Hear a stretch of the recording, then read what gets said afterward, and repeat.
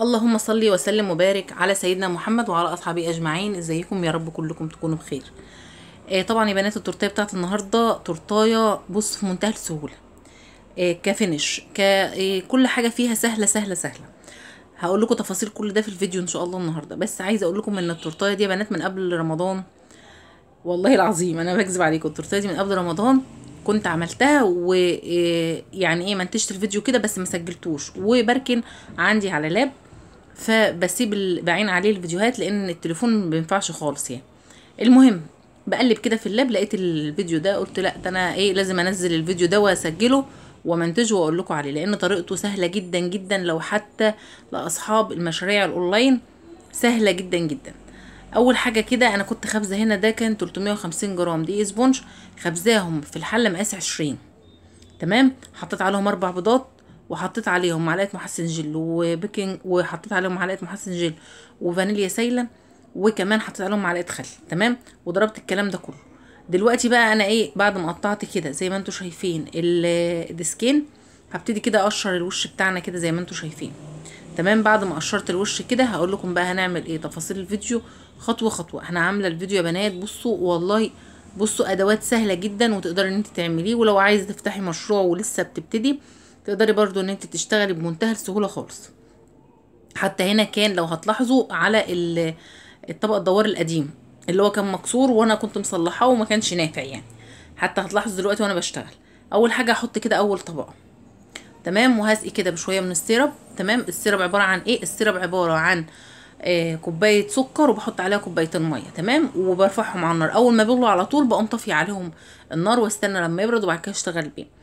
كريم شانتيه بضربها بحط عليها سكر، وبحط عليها الكاكاو البودر، وبحط عليها بنات بعد طبعا ما تتضرب خالص بحط الكاكاو البودر.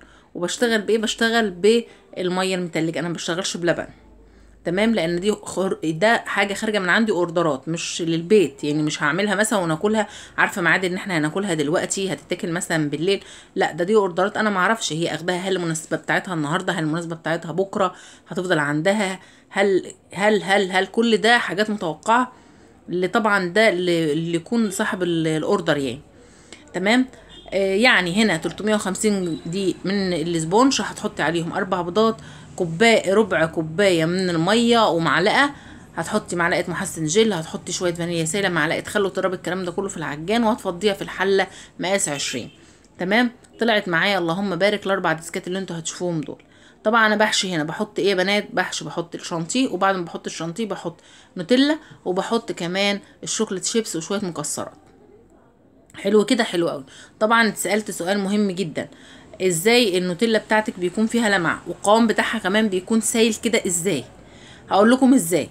لان طبعا النوتيلا بتكون جايه القوام بتاعها بيكون تقيل، فانا بخففها بزيت طعام بس، ما بحطلهاش اي حاجه. يعني في ناس بتحطها في ميكرويف، هتحطيها في ميكرويف وتيجي تصبيها هتكون القوام بتاعها بقت معاكي لينه وسايحه وهتتفرد معاكي بمنتهى السهوله. بعد شويه اول ما تدخل التلاجة هتجمد وتديكي طبقه كده تخينه، طعمها مش الطف حاجه. اما بالنسبه لو انت حطيتي عليها معلقتين الزيت اما يدخل التلاجة برضو هتتماسك، بس هتبقى في المعقول، يعني زي جناش الشوكولاته، هتديكي نفس اللمعه، ولمعه شكلها حلو وظريفه، وفي نفس الوقت هتديكي شكل كده مقبول وحلو، وطعم كمان حلو. تمام، يبقى احنا كده خلينا متفقين ان اي يعني اي مثلا اللي هي زي النوتيلا، اي حاجات من دي لازم هتيجي تخففيها تحط عليها زيت طعام، وزيت طعام يكون نوع فاخر علشان ما يكونلوش لا طعم ولا ريحه. حطيت كده اخر طبقه، ودي الطبقه طبعا الرقم 4. يبقى كده احنا عملنا 4 طبقات من 350 جرام من دقيق الاسبونج. هنلف كده لفه بسيطه كده علشان ناخد بقيه الشانتيه اللي موجود عندنا، وهسقي شويه كده من السيرب الخفيف، وهبتدي دلوقتي يا بنات نجلس التورتيه بتاعتنا. تورتيه النهارده ما فيهاش اي شغل زي ما قلت، مش هشتغل باي دريبات ولا اي حاجه، انا هعمل كده حاجه هاديه وسيمبل وبسيطه جدا جدا خالص زي ما هي كانت عايزه. تمام، هبتدي دلوقتي ان انا هفرد كده. بصوا ما عندكيش كيس حلواني اللي انا بشتغل بيه، تقدري تشتغلي بكيس بلاستيك، كيس تلاجة عادي خالص، حطي فيه الشانتيه وابتدي ان انتي افرديه بالشكل ده. تمام، يعني احنا هنا مش بنعقد الموضوع او بنخلي الموضوع ان هو يكون صعب عليك، لا الموضوع سهل ان شاء الله وبسيط، وهتبص تلاقي يعني الدنيا سهله جدا وسلسه قوي معاكي. هبتدي دلوقتي ان انا طبعا اجلس كده. عايزه تجلسي، ما عندكيش طبعا السكرابر اللي انا بجلس بيها او الاسباتيو اللي انا بجلس بيها، هجلس بسكينه عادي مفيش اي مشكله. بسكينه عادي جدا جدا هتتجلس معاكم وهتبقى زي الفل. وعملت معاكم قبل كده وطلعنا لايف واتكلمنا وعملنا ازاي ان احنا نعمل التورتايه بمقادير بسيطه خالص خالص وبالسكينه ومن غير اي ادوات. تمام. انا هنا كده بجلس بقى التورتيه بتاعتي، بعمل لها كده من فوق الحافه بتاعتها وبظبط الدنيا خالص. انا عايزه كده يعني عايزه شكلها يكون حلو كده ومظبوط. طبعا هنا الطبق الدور ده خالص ما كانش بيساعدني. بصوا يا بنات هو بيرجع لوحده عشان هو كان ايام ما كان هو بايظ. حتى انتوا هتشوفوا دلوقتي في لقطه ان هو مش مظبوط خالص معايا في بصوا هو بيلق معايا شايفين يعني خالص. يعني الحمد لله رب العالمين. انا كنت بشتغل ايامها يعني كانت اعصابي زي الزفت ومكنتش بقبل اوردرات بسبب الطبق الدوار، بس الحمد لله الحمد لله لما جبنا واحد الحمد لله رب العالمين يعني. تمام. فهنا يا بنات انا بقى ايه، هنا خلاص انا جلست التورتيه بتاعتي خالص اهو. هبتدي كده اعمل لها ايه، هجيب بقى المشط السكرابر ده وابتدي اعمل بيه. ما عندكيش المشط السكرابر ده، هقول لك انا تعملي ايه. تعملي هاتي مشط عادي، مشط عادي شعر يكون اسنانه ولا ضيقه قوي ولا واسعه قوي، وخليه متخصص. ده اشتريه مثلا ب3 جنيه خليه متخصص. مفيش. بصوا يا بنات والله الطقم السكرابر ده رخيص خالص، ده عامل 35 يا 30 في الحدود دي. هتجيبوه عينيه عندك. بصوا هي سهله.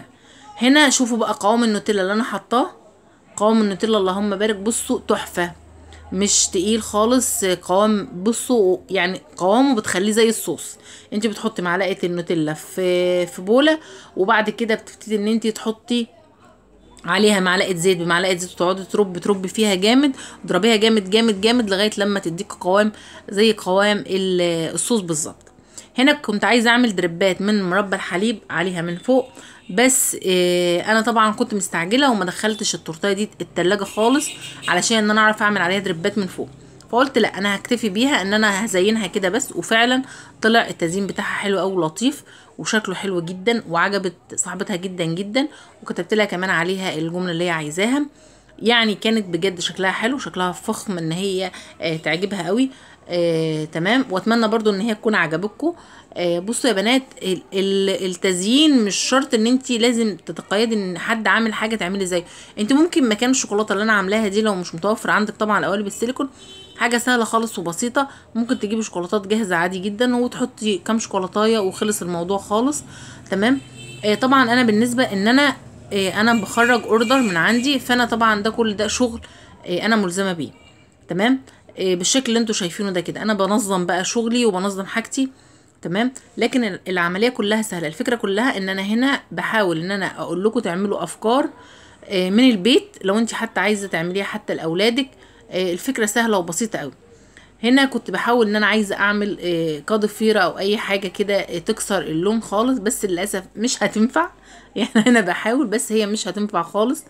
بصوا يا بنات شايفين هي بتطلع معايا بمنتهى السهوله ازاي من على الصوص النوتيلا. بصوا بتطلع بمنتهى السهوله، يعني ما بتتعبنيش خالص. ده معناه ان الصوص بتاعي بصوا قوام الصوص بقى وانا بفرده شايفين قوام الصوص بجد بجد جميل قوي وحلو. وهتلاقي بصي العمليه سهله قوي معاكي ان شاء الله باذن الله. توكلوا على الله يا بنات واعملوها، واعملوا الفكره ان هي من غير ادوات. وقولوا لي وعرفوني وابعتوا لي الصور بتاعت اللي انتوا التنفيذ بتاعكم اللي انتوا عملتوه عندي على صفحتي على الفيسبوك. هتلاقوها هبه زدان بالعربي.